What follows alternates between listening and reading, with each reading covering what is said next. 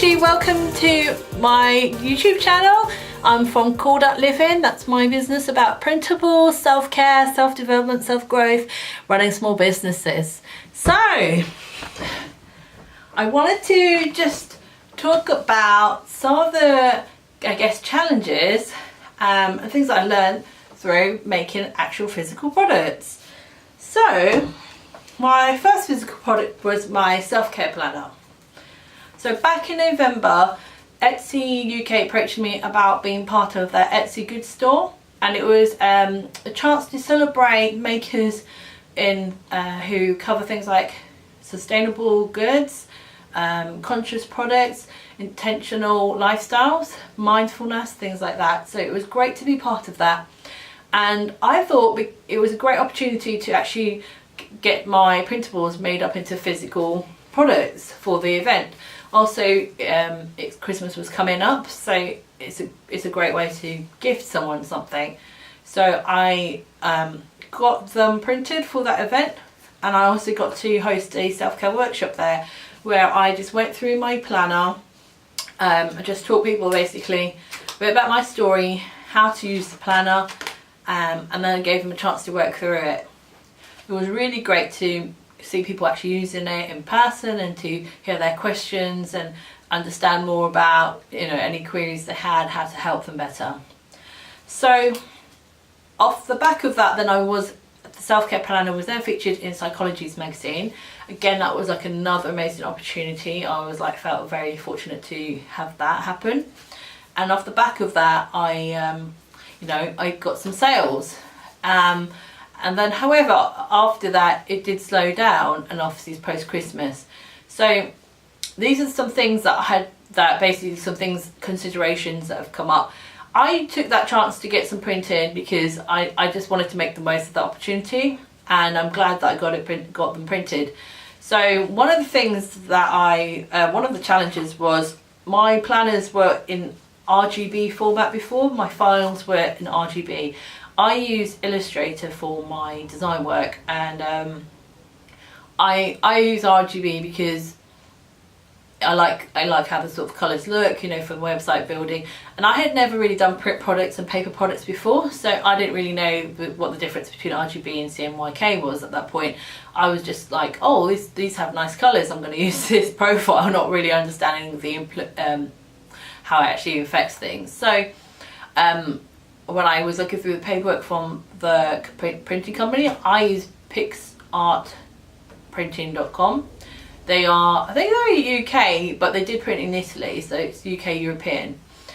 When I was looking through their paperwork, they were talking about, make sure to have it in CMYK, and they're talking about profiles and I called it faux gras, but I'm not sure that's how you call it, but it's a colour profile setting when you export your PDFs.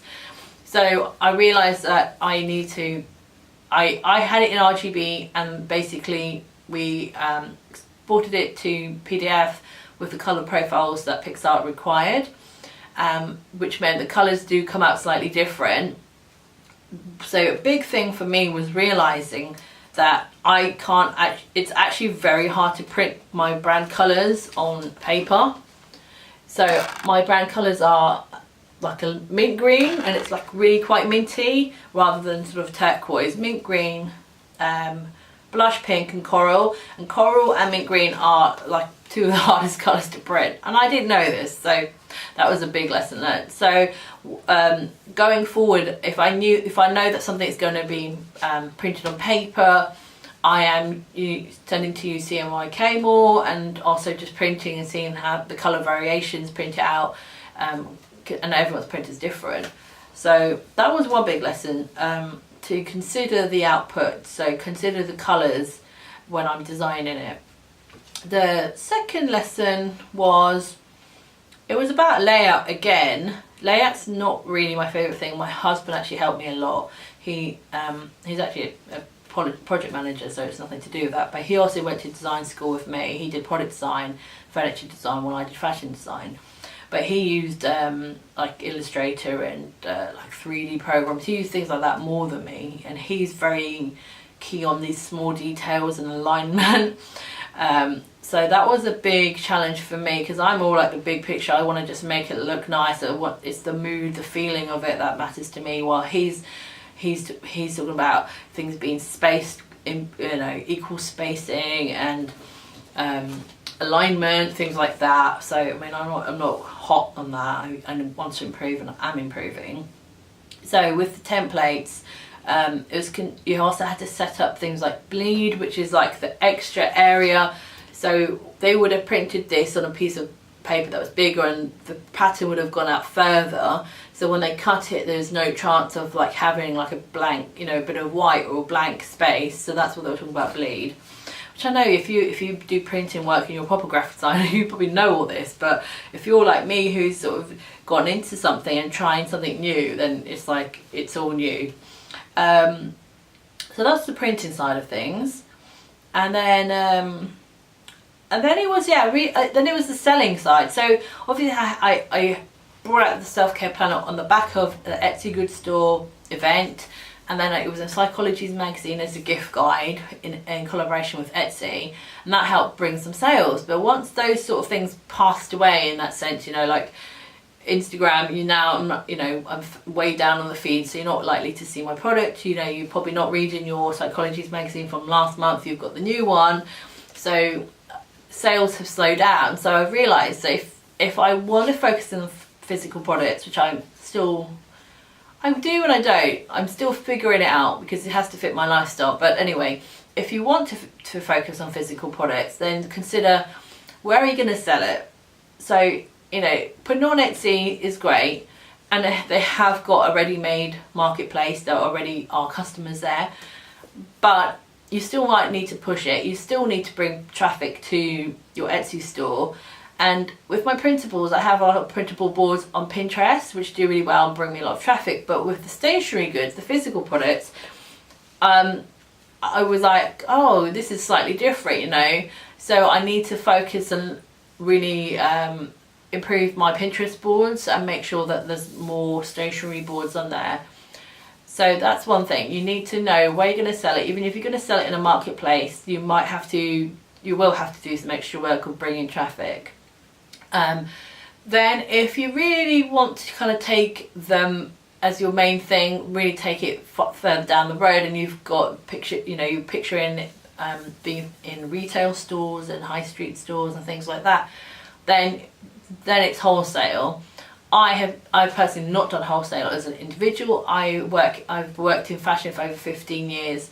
So I've worked for manufacturers, I work for what we call agents, so we kind of are between the factory and the store group. So we'd have meetings with buyers from like Arcadia, from Topshop, River Island, Selfridge, places like that. And then we would design, and then we would oversee the production from the factory. So we're like a middleman. And I've also worked directly for a very big UK retailer. So I know the process of, I guess, research, development, creation, but I've not so much seen the process of wholesaling.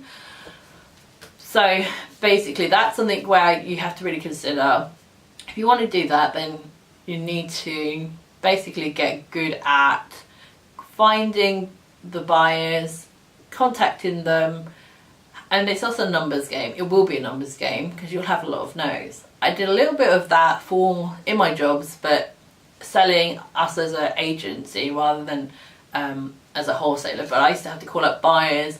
I'd have to find buyers' names like on LinkedIn. I'd be like hunting, and you put in things like, I don't know, head buyer and the store name that you're trying to get into, things like that, and then ring up the help desk and then ask for that person, see if you can ask for an actual phone number. Sometimes they'd give you a phone number, sometimes they're quite strict. I think early on in my career it was easier to get phone numbers, but as time went on it was actually getting harder and harder. But try and find the buyers' names.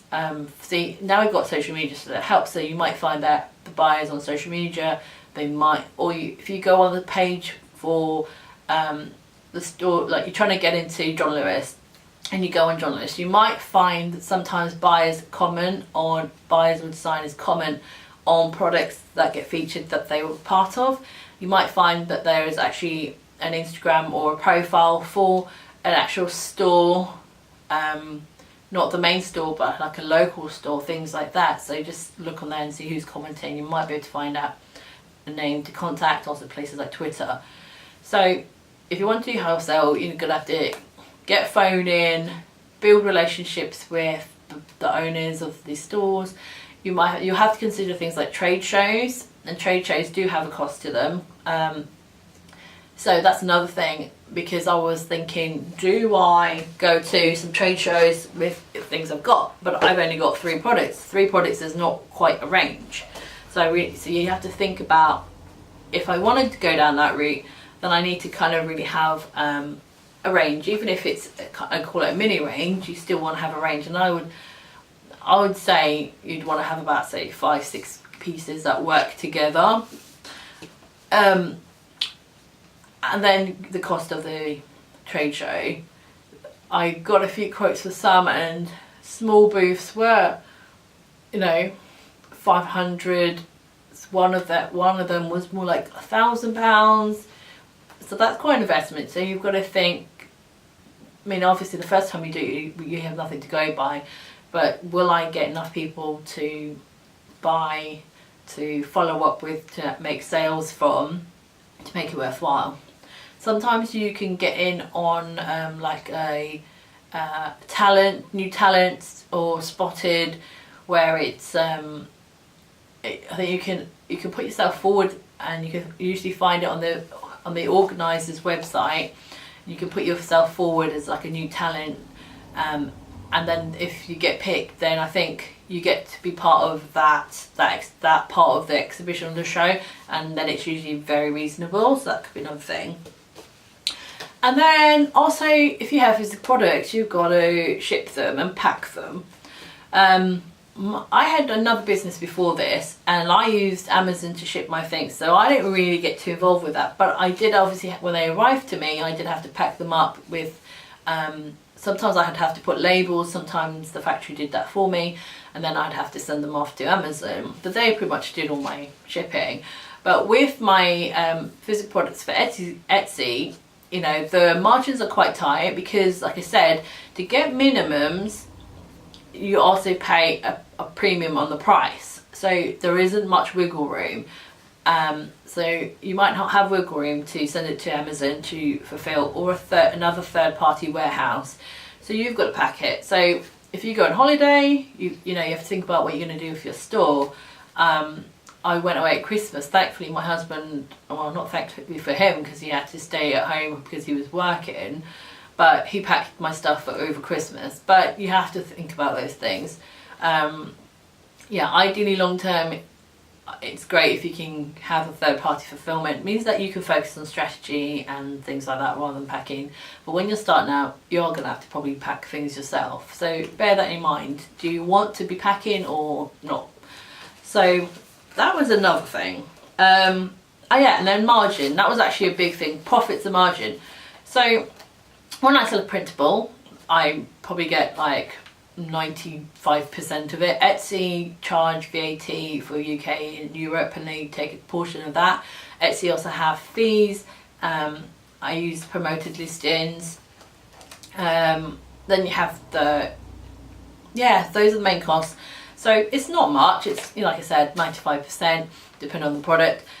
So you get most of the money when you have a digital product. When I have these physical products, because again, I got the minimum, so like 50 I think was the minimum, so I got 50 of these. So the price is quite high per unit, per one item. So there is not really much margin between, and then you've got the cost of posting, you've got the cost of like envelopes, if you've got like slips inside, if you've got any like postcards or flyers, things like that. All those are costs that go with having a physical product. So when you sell, you're not got, the margin is just does not compare to printables. So that's why it's just another thing to think, what kind of business do you want? I love physical products because of my background in design, being a fashion designer. You design something and then you have an end product. You have something physical that you hold. So for me, that was the only thing I actually knew until I got into the online sort of space like 4 or 5 years ago. And then I started buying courses, and the courses had workbooks, and then I was like, oh, this is interesting. Like, oh, I like, you know, then it opened up my eyes like, oh, there's these things called digital products. Oh, okay. So you can sell it on, you can design something and sell it, and you get most of the money. And it was like, oh, that sounds interesting. And I love designing, and I love workbooks, and I love, you know, self-growth, and I love pretty things. I love patterns, colours, all of that. Anyway, so where are you going to sell the product? Are you going to sell it on the marketplace? Are you going to actually do fairs and go to stores, not stores, like fairs in person, shows? Are you going to go to a trade show? Are you going to try wholesale? Are you going to try and find customers, bulk customers, you know, contacting store owners on Instagram, social media? Who's going to pack? Are you going to pack? Are you going to use a third party to pack? Or are you going to even actually do print on demand? That's another thing that you could do. Or you could use a company like Printful, where you upload your designs there. When you get an order, it's printed, manufactured, and then they actually send it for you. Again, if you do that route, you say the item's like £20. Looking at it, when I was looking at it, you make like £1 to £3. If you've got a name and you're known, then obviously you can charge more for your products, because, you know, the value is that it's your handmade original design. But again, the margins are less. I would say margins, number one, top margins are digital products. Number two, I found that was getting printed in bulk. Well, bulk minimums is like 50, and then lastly is print on demand. And then margins, that's the next thing to consider. And I think I've covered up the main things that I learned from that experience. Just having a think. What else? Prices, selling, markets, packing. Yeah, those are the main things. But it's been a really good experience, and I've loved seeing the products come to life.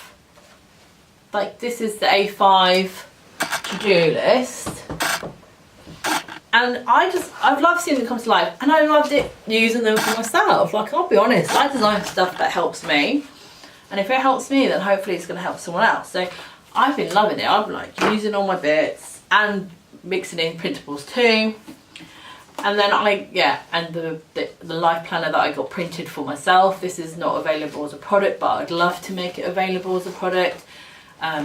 You know, I have got a bar on my website where if you're interested and you'd be interested in buying one, you can sign up, and that's on www.calledoutLiving.com. So if you're like, yes, I want a physical planner, I don't have a printer, I don't like printing, and you're in the UK, then do sign up on there. And if I get enough interest, so I don't know, see what I can do. Maybe I might do a Kickstarter, crowdfund it, pre-sell it, something like that.